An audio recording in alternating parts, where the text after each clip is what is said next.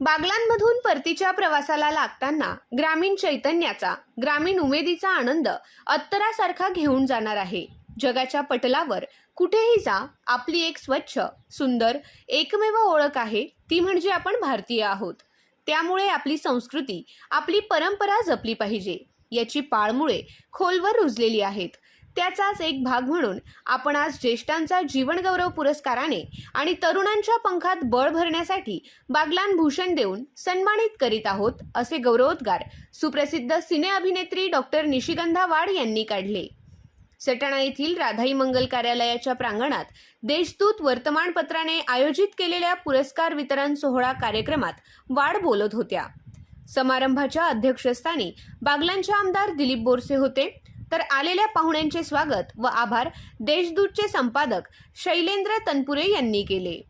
शेतकरी संघटनेचे ज्येष्ठ नेते रामचंद्र बापू पाटील, ज्येष्ठ पत्रकार विश्वास मामा चंद्रात्रे, द्वारकाधीश साखर कारखान्याचे संस्थापक चेअरमन शंकरराव सावंत, आध्यात्मिक क्षेत्रातील यशोदा अक्का महाजन, माजी प्राचार्य व लेखक डॉक्टर दिलीप धोंडगे, कसमादेचे देवदूत डॉक्टर दिग्विजय शहा, श्रीहरी सामाजिक व शैक्षणिक संस्थेचे प्रमुख शरद नेरकर, व्यापार क्षेत्रातील वर्धमान लुंकड यांना जीवनगौरव पुरस्काराने गौरविण्यात आले।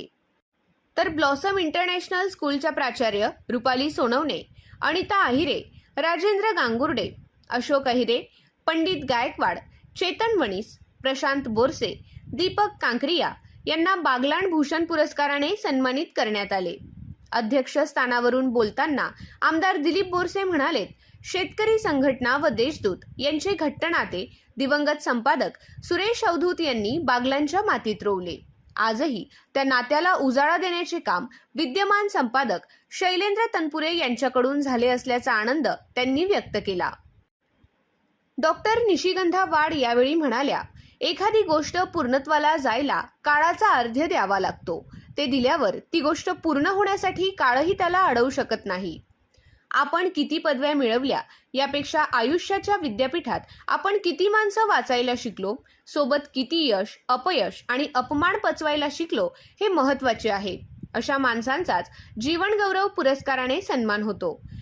त्या पुरस्काराला आपले हात लागलेत म्हणून आपण स्वतः धन्य झालो असल्याचे उद्गार डॉक्टर वाड यांनी काढले। परांगती म्हणजे एखादी गोष्ट पूर्णत्वाला जायला काळाचं अमुक एक अर्घ्य द्यावं लागतं आणि ते दिल्यावरती ती गोष्ट पूर्ण होण्यापासून काळही त्याला अडवू शकत नाही।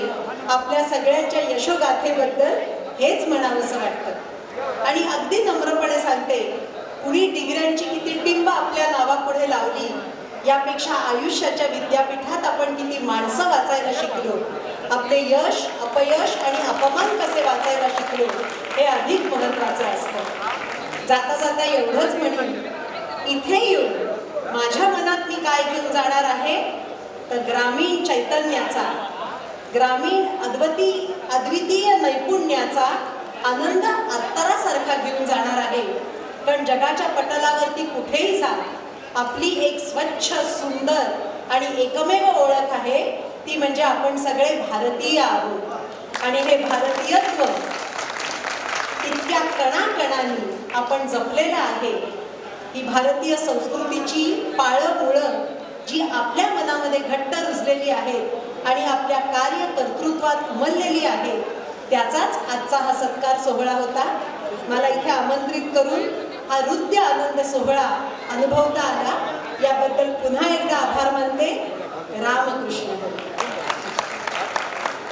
कार्यक्रमास जाहिरात व्यवस्थापक अमोल घावरे, सचिन कापडनीस, पत्रकार हेमंत शुक्ला, परिमल चंद्रात्रे, आमदारांचे स्वीय सहाय्यक नितीन बोरसे, पत्रकार शशिकांत कापडनीस, दीपक सूर्यवंशी, श्रीकांत रौंदळ, निलेश गौतम, प्रशांत भामरे, पंडित पाठक, गोरख बच्चाव, वाल्मिक पगारे यांच्यासह कसमादेमधील नागरिक मोठ्या संख्येने उपस्थित होते।